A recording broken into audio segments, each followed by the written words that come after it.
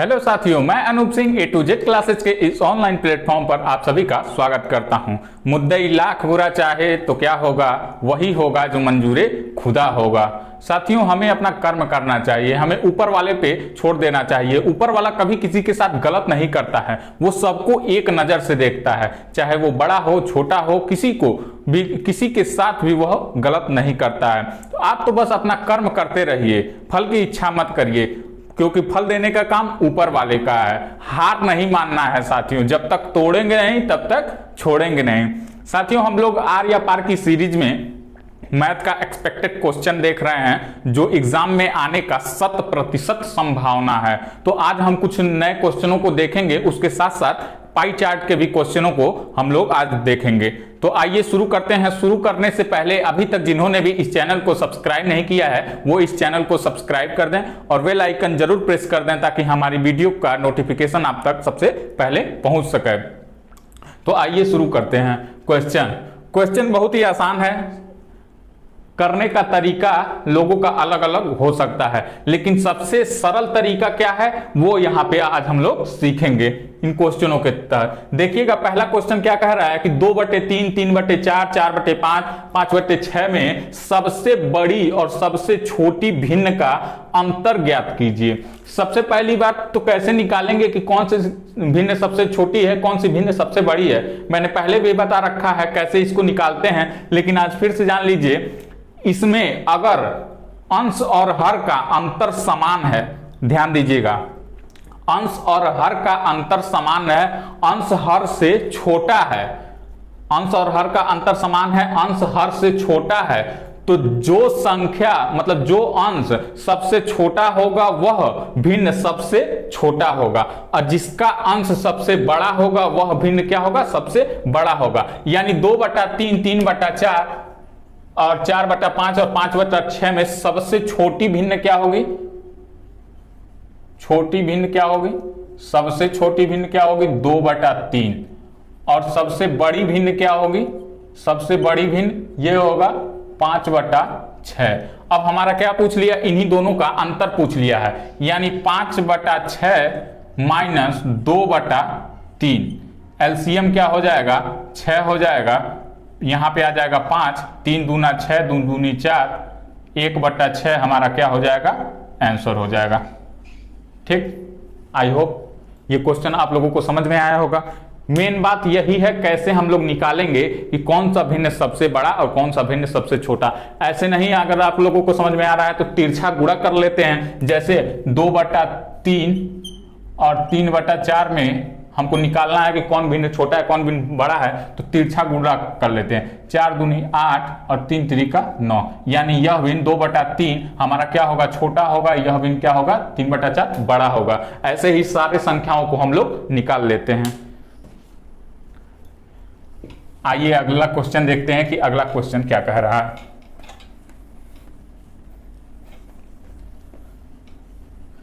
अगला क्वेश्चन देखिएगा,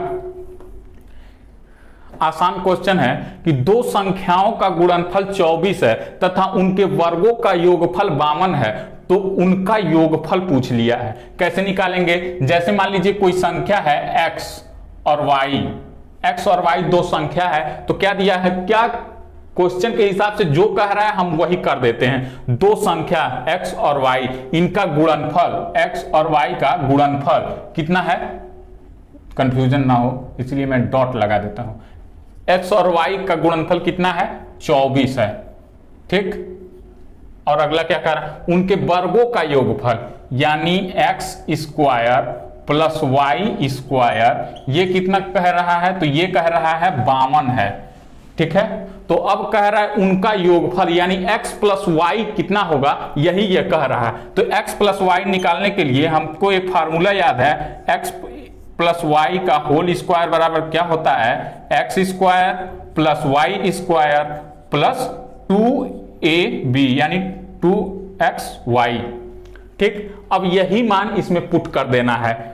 जैसे x² और y² का मान कितना दिया है, 52 दिया है, तो ये हो जाएगा 52, और 2 ऐसे उतार लेंगे, x और y कितना दिया है, 24 दिया है, तो ये कितना हो जाएगा 2 × 24, यहां से कितना हो जाएगा 24 दूना 48, 48 प्लस 52 कितना हो जाएगा 100 हो जाएगा।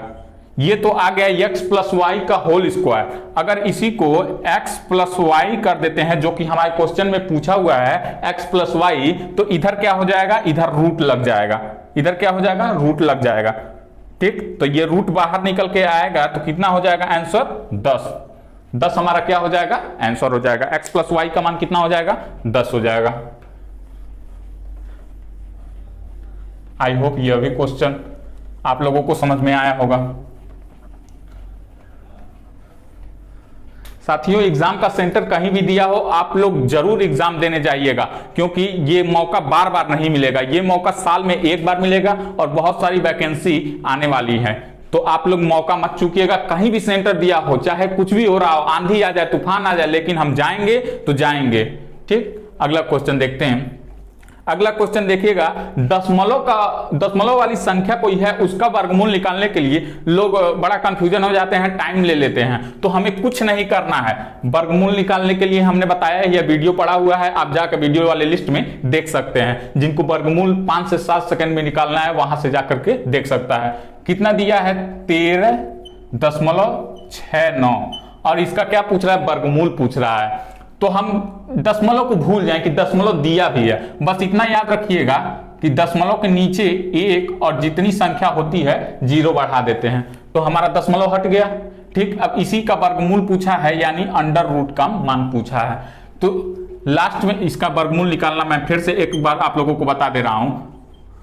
ये संख्या है, लास्ट में 9 है, तो यह किसका किसका होगा, या तो ऐसी संख्या का वर्गमूल होगा जिसके अंत में 3 आता हो, क्योंकि 3 का वर्ग 13 का वर्ग 23 का वर्ग, इन सब के वर्ग के अंत में 9 आएगा लास्ट में। या तो 7 वाली संख्या जैसे 7, 17, 27, 37 इन सब का वर्ग करेंगे तो लास्ट में क्या मिलेगा 9 मिलेगा। ठीक, ये 2 अंक का तो खेल खत्म हो गया। अब बचा ये 2 अंक, ये 2 अंक या फिर जितना अंक रहता है ये देख लेते हैं कि यह संख्या किन किन के वर्गों के बीच में आती है। जैसे 3 त्रिका 9 और 4 चौका 16, 4 चौका 16, 3 के वर्ग के बीच और 16 के वर्ग के बीच यहीं पे कहीं 13 आएगा।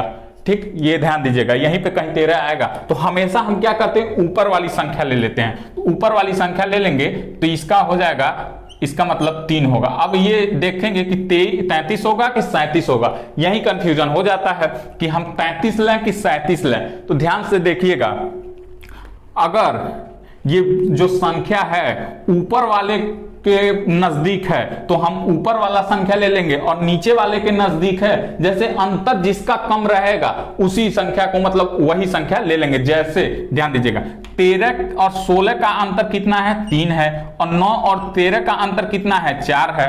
तो अंतर यहाँ ऊपर वाला ज्यादा है लेकिन नीचे वाला कम है, तो नीचे वाला कम है तो हम नीचे वाला ले लेंगे। तो हमारा क्या यहाँ पे निकल जाएगा 37। 37 हमारा किसका, 37 का वर्ग कितना होता है 1369।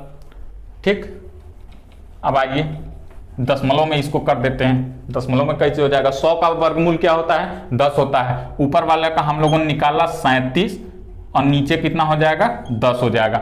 अब 37 में 10 का भाग दे देंगे तो कितना आ जाएगा 3.7। ऑप्शन में क्या दिया रहेगा 0.37, 3.7, 0.037, 0.0037। तो कंफ्यूज मत होइएगा, ऐसे ही करके निकाल लीजिएगा। चाहे कोई भी संख्या दिया हो, कितना हो भी दशमलव लगा के दिया हो, इसी प्रकार से अगर निकालेंगे तो गलत होने का संभावना एकदम खत्म हो जाएगा।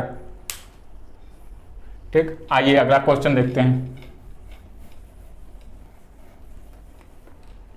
अगला क्वेश्चन दिया है, जब किसी संख्या के 8 गुने में 4 जोड़ा जाता है तो प्राप्त परिणाम 3 अंकों की सबसे छोटी संख्या होती है, वह संख्या कौन सी है। जैसे मान लीजिए क्या कह रहा है, जो कह रहा है वही हम कर देते हैं, कुछ करना नहीं है। जब किसी संख्या में, जब किसी संख्या x, जब किसी संख्या में 8 गुना किया जाता है, मतलब 8 से गुणा किया जाता है, गुने में 4 जोड़ दिया जाता है, 4 जोड़ दिया गया, तो प्राप्त परिणाम क्या हो जाएगा 3 अंकों की सबसे छोटी संख्या होती है। 3 अंकों की सबसे छोटी संख्या कौन होती है 100 होती है। तो यहां क्या आ जाएगा 100 आ जाएगा। कुछ किया नहीं, जो कहा है वही मैंने यहां पे कर दिया। किसी संख्या के 8 गुने में 4 जोड़ा जाता है तो प्राप्त परिणाम 100 हो जाता है। तो यहां से क्या निकल के आया, 8x + 4 = 100।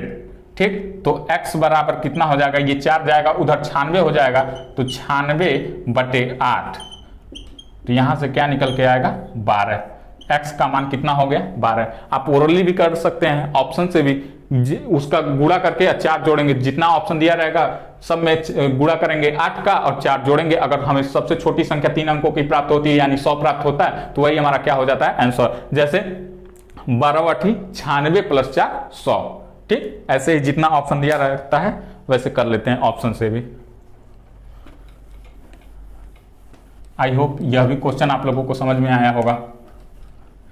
देखिएगा अगला क्वेश्चन बहुत ही लाजवाब क्वेश्चन है, ये बहुत ही मजेदार इंटरेस्टिंग क्वेश्चन है और लोग इसमें फंस जाते हैं। लेकिन जो कह रहा है, हम लोग ने पहले ही देखा था कि हम लोग बिना फॉर्मूले का गणित लगाना सीख रहे हैं, तो जो कह रहा है हम वही करते जाएंगे, कुछ नहीं करेंगे अपने मन से। जो कह, यदि विक्रय मूल्य दोगुना हो जाता है, दोगुना होने पर देखिएगा, अगर मान लीजिए सीपी है 100 और उसका एसपी है x, तो इसका लाभ कितना हो जाएगा, लाभ होता है एसपी - सीपी, क्या होता है, लाभ होता है, यानी लाभ हो जाएगा x - 100।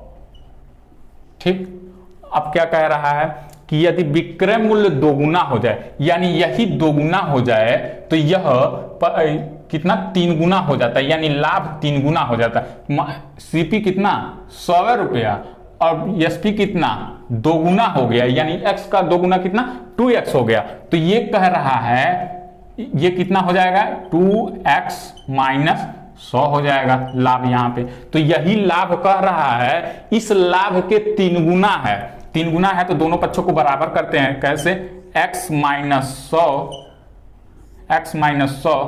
बराबर 2x - 100, और यही कह रहा है यह 3 गुना है इसके। तो अगर हम इधर 3 का गुणा कर देते हैं तो दोनों पक्ष क्या हो गया, बराबर हो गया। अब इसको सॉल्व कर लेते हैं, 3x - 300 बराबर 2x - 100।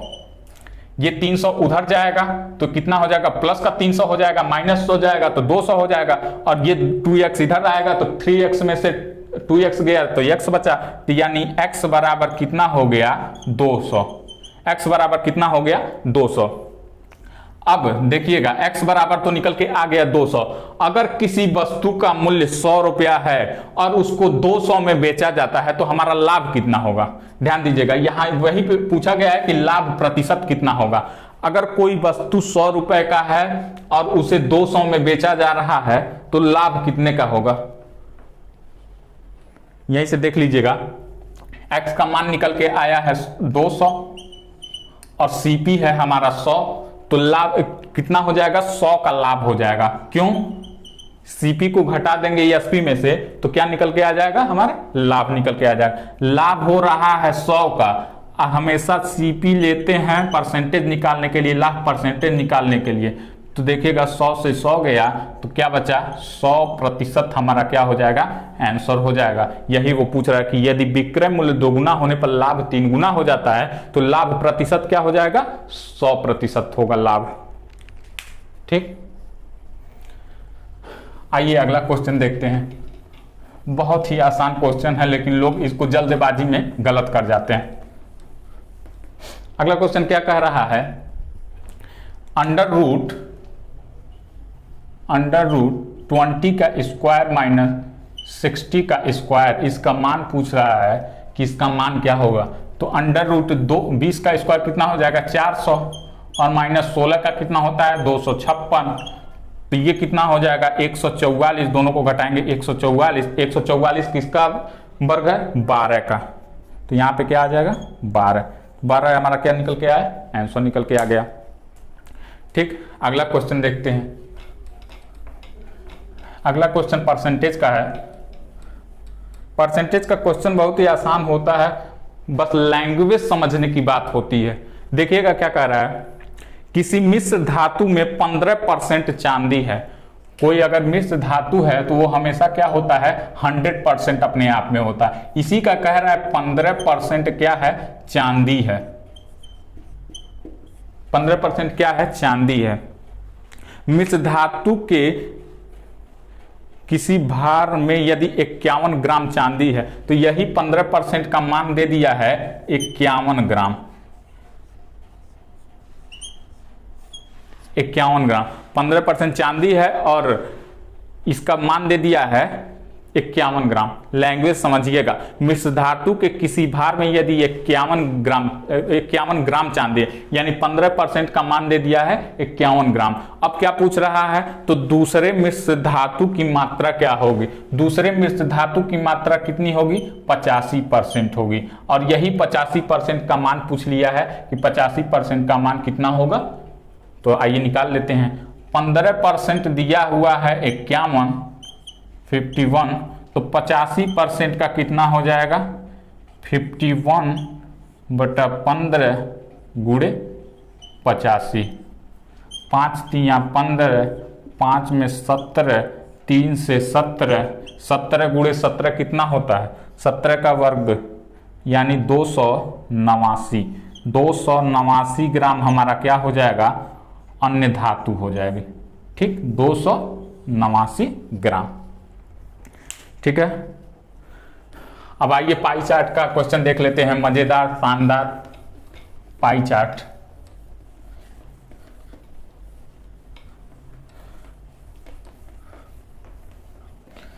पाई चार्ट का भी क्वेश्चन हम लोग देखेंगे। बहुत ही आसान होता है लेकिन लोग इसको टफ मान करके छोड़ के चले आते हैं। और इसके पास पाई चार्ट के पास 2 से 3 ही क्वेश्चन होता है, उसी को वह घुमा घुमा के पूछता रहता है। तो हमें कंफ्यूज नहीं होना है। परसेंटेज पूछ लेता है, औसत पूछ लेता है, बस ऐसे ही पूछ लेता है, कौन बड़ा है कौन छोटा है, बस यही इतना ही 2-3 क्वेश्चन ही बस होता है, वही वो घुमा घुमा के पूछता रहता है। तो आइए देखते हैं पाई चार्ट का क्वेश्चन।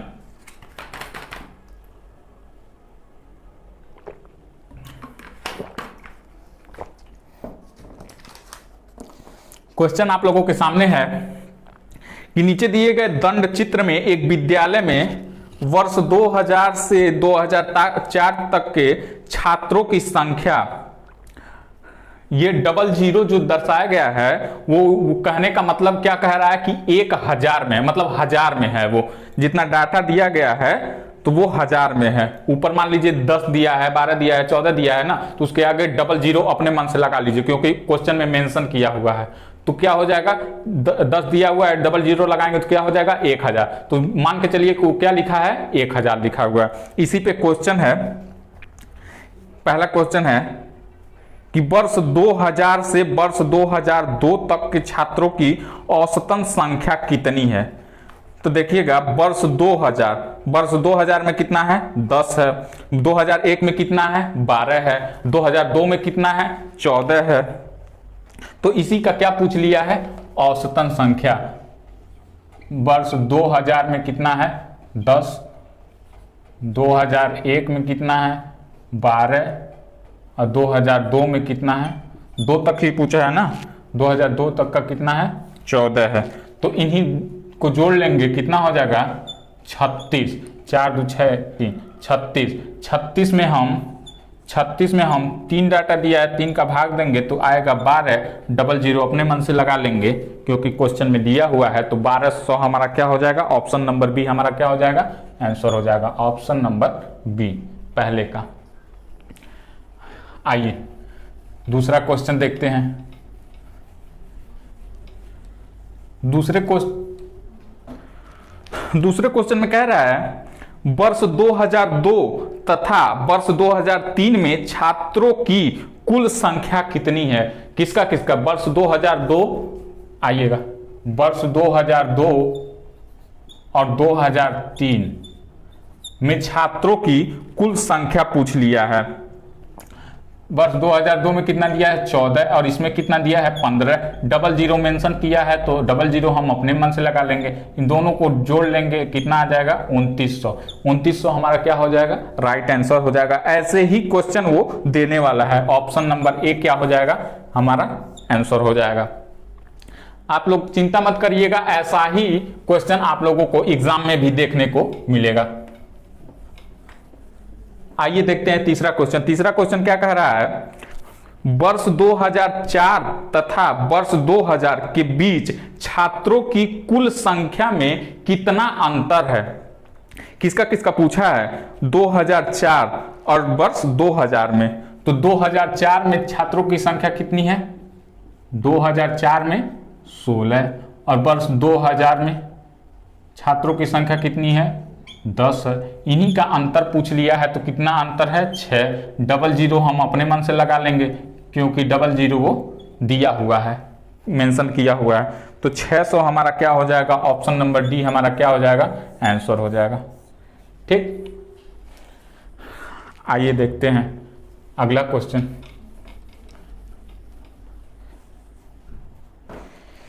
अगला क्वेश्चन कह रहा है कि वर्ष 2003 के छात्रों का कितना प्रतिशत, क्या कह रहा है, वर्ष 2003 के छात्रों का कितना प्रतिशत वर्ष 2000 के छात्र से अधिक है।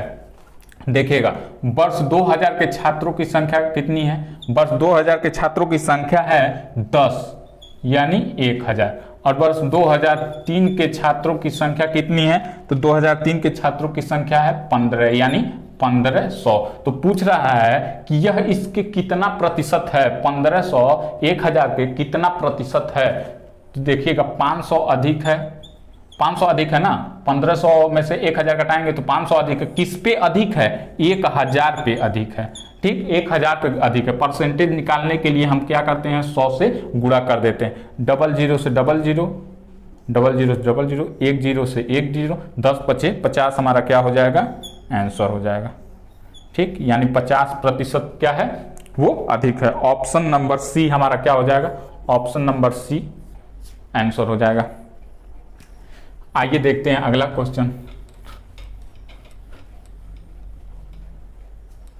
अगले क्वेश्चन में कह रहा है कि छात्राओं के न्यूनतम और अधिकतम संख्याओं का औसत ज्ञात कीजिए। तो अधिकतम वाला देखिएगा 2004 में सबसे अधिक है कितना है, 16 यानी 1600, और सन